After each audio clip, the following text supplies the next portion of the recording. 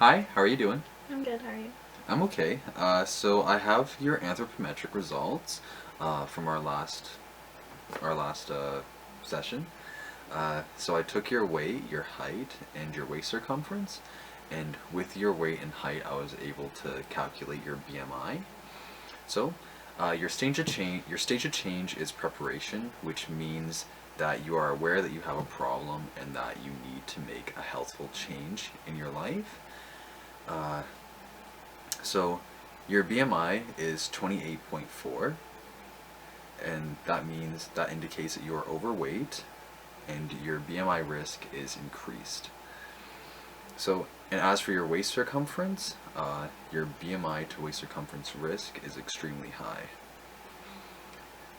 So, what BMI basically stands for is body mass index, and it is an indicator for overall body fat, and it can predict potential health risks that are like potential health related risks and your mortality. Uh, the ratings can sound like a little bit intimidating and scary at first, but the fact of the matter is that you're here and you're prepared to make a change, and you are willing to partake in a regular exercise program, right? Hmm. Great. So, think of these results as comparative data. All right. So, what I mean by that is something to look back at when we start training, and it'll be an indicator of how much you've improved, stagnated, or regressed. All right. Okay. All right. So, I have three different worksheets that we'll be going through together. First is going to be Canada's Food Guide. This is an updated guideline to healthy eating. Next are going to be two tools from the CSEP Path Manual. First is going to be the inventory of lifestyle needs and physical activity preferences. And next is going to be barriers to physical activity. First, we're going to start off with the Canada's Food Guide. So, eat well, live well, eat a variety of healthy foods each day, have plenty of vegetables and fruits, eat protein foods. As you can see here, there's lots of nuts and such there, and you're going to want to have more plant-based proteins in your diet. Make water your drink of choice, so avoid carbonated beverages. Choose whole grain foods. So a really big one would have to be jasmine rice. Uh, and I know it's like hard to avoid that food, but you're gonna want to try to eat more brown rice instead. All right. So this page. So healthy eating is more than the foods you eat. Be mindful of your eating habits and know when you're full and when to stop eating. So know your limitations basically. Cook more often. So like Canadians love to go out a lot. They love to go out and eat, but it's more important. It's important for us to remember that we have to cook more home. Have to cook more homemade meals more often, so that we actually know what's going into our food and such, right?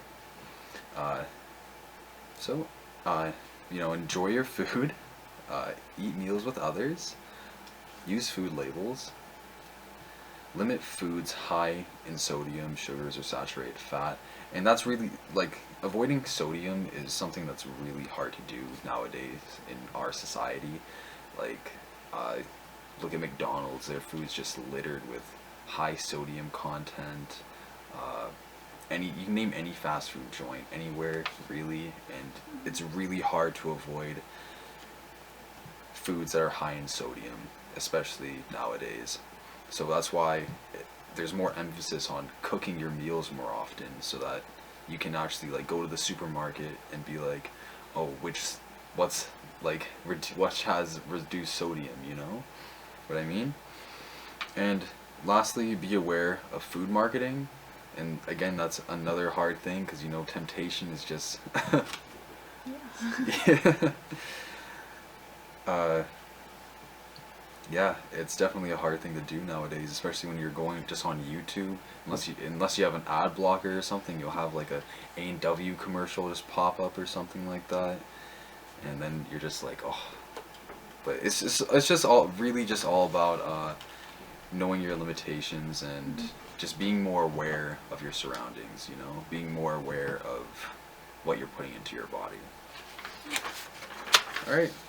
So next, we'll go through some of the path manual tools. So we'll start off with the inventory of lifestyle needs and physical activity preferences. So just below are lifestyle. So basically consider which of the lifestyle needs listed below are important to you. And once you've done so, at the end here, at the next page, you list 3 that are most important to you. It doesn't have to be anything here. If you can think of anything of your own idea, feel free to do so. Here, next page. And then here you will be choosing potential physical activities that you think would satisfy your needs the best. So, for example, there's aerobics, like dancing, football here, tai chi, swimming, running. Just just basically review. It's pretty straightforward. Just review the activities that you think will satisfy your needs. All right. So you can just go through it just a little bit.